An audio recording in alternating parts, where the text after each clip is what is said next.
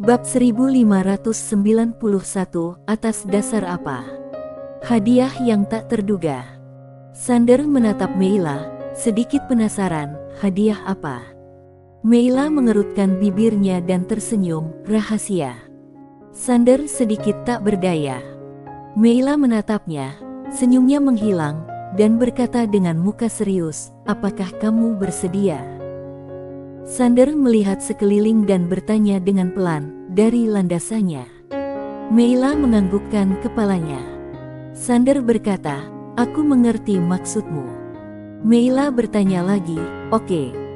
Sander menganggukkan kepalanya, oke. Meila mengedipkan matanya, tanpa berpikir panjang lagi. Sander berkata dengan nada bercanda, aku sangat menantikan hadiahmu. Meila berkata sambil tersenyum, aku tahu meskipun aku tidak memberimu hadiah, kamu tetap akan ikut campur. Sander tersenyum. Meila menambahkan, jangan khawatir, kamu pasti akan terkejut dengan hadiah ini. Sander berkata dengan serius, aku tidak bisa menjamin bisa melakukannya dengan baik. Jika aku tidak bisa melakukannya dengan baik. Meila memotong pembicaraannya, jika kamu tidak bisa melakukannya dengan baik, aku tetap akan memberimu hadiah. Sander menoleh ke arah Meila. Meila tersenyum dan berkata, hal yang paling berharga di dunia ini adalah kebaikan. Jika kamu memiliki kebaikan ini, kamu seharusnya dibalas dengan kebaikan. Sander tersenyum dan berkata, kalau begitu, terima kasih. Meila bertanya, aku sedikit penasaran, bagaimana kamu akan mengubah tempat ini? Sander melirik sekeliling dan berkata dengan santai, memberi mereka uang hanya bisa menyelamatkan mereka untuk sementara. Cara menyelamatkan mereka ada di tangan mereka sendiri, kita harus membuat mereka memiliki nilai guna. Meila sangat penasaran, caranya. Sander berkata dengan serius, rahasia juga. Meila sedikit terkejut, lalu tersenyum dan berkata, kamu sedikit nakal. Ya, Sander tersenyum. Setelah meninggalkan daerah kumuh, Sander kembali ke kediamannya Sigo. Di gerbang rumah besar itu, dia melihat banyak orang. Orang-orang ini telah berkumpul di gerbang rumah besar itu selama beberapa hari. Sander mengabaikan mereka dan berjalan memasuki kediaman itu. Dia adalah Sander. Pada saat ini, seseorang di kerumunan tiba-tiba berteriak dengan marah. Dia adalah Sander yang tidak berperasaan itu, mengandalkan dukungan orang lain untuk menindas Tuan Buki. Dasar bajingan yang tidak tahu berterima kasih. Mendengar perkataan laki-laki itu, sekelompok orang itu tiba-tiba menjadi heboh. Mereka semua menatap Sander, aura mereka melonjak. Beberapa orang langsung mengeluarkan kekuatan spiritual untuk membunuh Sander. Sander berhenti dan berbalik badan menatap laki-laki yang sedang mengumpat itu. Ketika lelaki itu melihat Sander, dia sama sekali tidak takut dan berteriak, Sander, dasar bajingan, mati sana. Kamu, wush. Suara deru pedang menggema, hampir 1000 kepala orang yang mengelilingi kediaman itu langsung terpenggal. Darah membasahi lantai. 1000 orang itu tercengang. Para penjaga kediaman juga kebingungan. Bagaimana langsung membunuh begitu banyak orang? Mata mereka yang mati terbelalak besar. Mereka tidak menyangka Sander akan membunuh mereka. Sander mengabaikan para penjaga kediaman yang kebingungan di gerbang. Dia menyimpan lebih dari 1000 cincin penyimpanan dan berjalan memasuki gerbang. Pada saat ini, Gino lari keluar. Dia benar-benar terkejut ketika melihat setumpuk mayat yang ada di luar sana. Langsung dibunuh. Gino menatap Sander, agak tertegun, kamu membunuh mereka semua. Sander menganggukkan kepalanya dan berkata dengan tenang, ya. Gino bertanya, mengapa? Sander berkata, hukum dewa menetapkan bahwa jika mengambil tindakan untuk menghentikan seseorang yang melakukan tindakan ilegal, itu dianggap sebagai pembelaan yang sah. Mereka menggunakan kesadaran spiritual untuk menyerangku tadi. Aku bertindak dalam pembelaan yang sah. Gino terdiam. Karena dia benar-benar memanfaatkan hukum dewa ini. Sander berjalan menuju kediaman itu. Dia punya hal lain yang harus dilakukan sekarang. Karena dia telah berjanji pada Meila, dia tentu harus melakukannya dengan baik. Adapun hal-hal lainnya, keluarga Jun bukanlah pemilik Penatao, dan dia tidak tertarik bertarung dengan cara bertele-tele.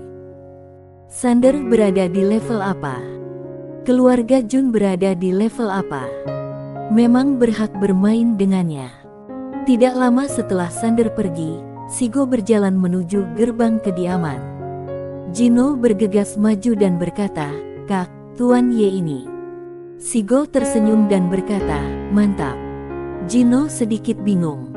Sigo tersenyum dan berkata, "Pak Gino, menurutmu temanku ini terlalu gegabah?" Gino menganggukkan kepalanya. "Aku tahu, kepribadian kultivator pedang semuanya seperti ini, mereka lugas dan jujur." Orang yang jujur. Mulut Sigo berkedut sedikit. Temannya bukanlah orang yang jujur. Sigo tersenyum dan berkata, "Temanku melakukan ini pasti ada artinya." Gino mengerutkan kening. Sigo melirik mayat-mayat di tanah, lalu berkata, "Meskipun aku tidak tahu apa niat temanku, aku percaya padanya." Gino sedikit tercengang. Keluarga Jun. Berita bahwa Sander membunuh lebih dari 1.000 orang sampai di telinga anggota keluarga Jun. Di aula utama, Guano langsung mengamuk. Dia menggosok-gosokkan kedua tangannya dengan penuh semangat. Yah, Sander ini benar-benar sangat gegabah. Tak disangka dia akan membunuh 1.000 lebih orang ini. Hebat. Kali ini, dia membuat semua orang marah. Para tetua keluarga Jun juga terkejut dengan perilaku Sander. Dia membunuh orang tanpa bertele-tele. Yanmo berkata dengan suara yang serius, "Masalah ini mungkin agak aneh, jangan terlalu cepat bahagia." Guano tidak peduli. Sander hanyalah orang yang ceroboh. Tentu saja, itu bisa dimengerti. Dia adalah kultivator pedang dan masih berusia muda, jadi dia tidak sabaran. Tidak peduli apapun, dia telah membunuh lebih dari 1.000 orang. Asalkan kita bisa memanfaatkan hal ini, dia pasti akan mati. Tetua pertama yang berhati-hati menggelengkan kepalanya sedikit. "Menurutku kita tidak boleh terlalu cepat bergembira. Untuk saat ini, sikap Sander tidak penting, dan sikap Sigo juga tidak penting. Yang benar-benar penting adalah sikap para dewa utama." Para dewa utama. Mendengar ini, ekspresi wajah semua master keluarga Jun menjadi serius. Di kota Laksa Dewa Selatan, para dewa utama tidak diragukan lagi adalah para penguasa super. Mereka adalah para pengambil keputusan sesungguhnya di aula Laksa Dewa ini. Karena kepala aula dewa jarang mengurusi urusan internal pada dasarnya dikelola oleh beberapa dewa utama. Guano yang mudah marah itu juga mengerutkan kening. Yanmo melanjutkan, "Sejauh ini, tidak ada pergerakan di aula dewa utama, hal ini sedikit aneh. Selain itu, keluarga bangsawan yang mengikuti kita juga agak khawatir. Bagaimanapun, Sigo adalah bagian dari aula Laksa Dewa. Jika kita melakukan ini, mungkin akan membuat marah para dewa utama."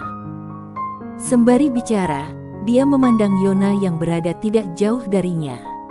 Yona menunjukkan ekspresi wajah yang datar, "Jalankan sesuai rencana." Yanmo berkata dengan suara yang serius, "Ketua muda, alasan mengapa Sigo bertarung mati-matian bersama kita hanyalah karena Sander, dan aku tidak bisa mengerti mengapa dia bertarung mati-matian dengan keluarga Jun hanya untuk seorang kultivator pedang dari luar. Oleh karena itu, identitas Ye Sander." Yono menambahkan, "Jalankan sesuai rencana." Yanmo ragu sejenak, lalu menganggukkan kepalanya, "Oke." Setelah para tetua pergi, seorang pria berjalan memasuki aula. Pria itu adalah Gufo. Gufo menceritakan percakapannya dengan Sander. Yona menatap Gufo, menurutmu dia benar-benar jujur, atau dia hanya berpura-pura jujur? Gufo berkata dengan tenang, Nona muda pasti ada keputusan sendiri. Yona berkata, apa pendapatmu tentang dia yang membunuh 1000 orang? Gufo berpikir sejenak, lalu berkata, ada 2 kemungkinan. Pertama, dia sama sekali tidak mau memainkan konspirasi dengan kita. Kedua, dia memperingatkan kita. Tentu saja, untuk saat ini, menurutku sikapnya tidak terlalu penting. Yang benar-benar penting adalah sikap para dewa utama. Jika mereka memihak Sander, apapun yang kita lakukan, itu akan sia-sia. Sebaliknya, itu hanya akan membawa masalah bagi kita. Yona meliriknya dengan tenang, jadi menurutmu bagaimana sikap para dewa utama itu sekarang? Gufo menggelengkan kepalanya, Nona, ini sudah di luar pemahamanku. Gufo menganggap dirinya orang pintar, tetapi dia tahu bahwa ada kata yang disebut sumber informasi. Mengenai dewa-dewa utama, ini berada di luar cakupan sumber informasinya. Sederhananya, dia dan para dewa utama itu tidak berada pada level yang sama. Karena itu, jika dia mencoba berkomplot melawan mereka, itu pasti akan menemui jalan buntu. Jika dia punya pilihan, dia ingin keluar sekarang. Namun jelas sudah tidak bisa. Yona berkata, pergilah. Gufo memberi hormat lalu melangkah mundur. Setelah Gufo pergi, tiba-tiba terdengar dari kegelapan, Nona, sikap para dewa utama itu. Junyu perlahan menutup matanya. Mereka tidak melakukan tindakan apapun. Mereka pasti ingin membiarkan keluarga Jun melakukan apa yang mereka inginkan. Mengapa membiarkannya? Mereka hanya ingin membangkitkan kemarahan publik di keluarga Jun, dan mereka barulah turun tangan, sekaligus menghancurkan keluarga Jun. Suara itu berkata, kalau begitu kamu. Yona tidak mengatakan apa-apa. Dia berdiri dan berjalan menuju pintu aula. Setelah beberapa saat, dimensi di depannya bergetar pelan, lalu sebuah gulungan perlahan melayang keluar. Dia mengambil gulungan itu, membukanya dan memandanginya sejenak, lalu sebuah seringai muncul di sudut mulutnya. Menunggu kesempatan. Mari kita lihat siapa yang akan mengalahkan siapa pada akhirnya. Sander kembali ke kamarnya, dan Shizo tiba-tiba bertanya, Nak, bagaimana caramu menyelamatkan daerah kumuh itu? Menara kecil berkata, aku juga penasaran. Sander memikirkannya, lalu berkata, masalah ini masih membutuhkan kerja sama dari Tuan Pagoda. Menara kecil sedikit bingung, kerja sama denganku. Sander menganggukkan kepala dan berkata, untuk menyelamatkan mereka dalam waktu singkat, kita harus menggunakan cara yang luar biasa. Langkah pertama harus Tuan Pagoda bekerja sama denganku. Menara kecil bertanya dengan rasa ingin tahu, bagaimana cara bekerja sama. Sander tersenyum namun tidak mengatakan apapun. Menara kecil sedikit tidak puas. Jangan membuatku penasaran. Aku tahu semua trik di dunia ini. Katakan saja padaku dan aku akan membuat rencana untukmu agar kamu tidak salah jalan. Sander tersenyum dan berkata, pertama-tama, aku butuh Tuan Pagoda untuk pergi ke daerah kumuh dan kemudian ditemukan secara tidak sengaja. Menara kecil bingung, apa maksudmu? Sander berkata dengan serius, orang-orang di tempat itu tidak berharga bagi Aula Laksa Dewa. Dengan kata lain, tempat itu tidak berharga, mereka tidak akan dianggap penting. Langkah pertamaku adalah membuat tempat itu berharga. Setelah Tuan Pagoda itu ditemukan, Tuan Pagoda akan menimbulkan sensasi yang menggemparkan. Shizo juga sedikit bingung, apa yang sedang kamu rencanakan? Sander menyipitkan matanya sedikit, perombakan total. Mengubah takdir dimulai dari perombakan total. Menara kecil sedikit tak berdaya. Bersambung.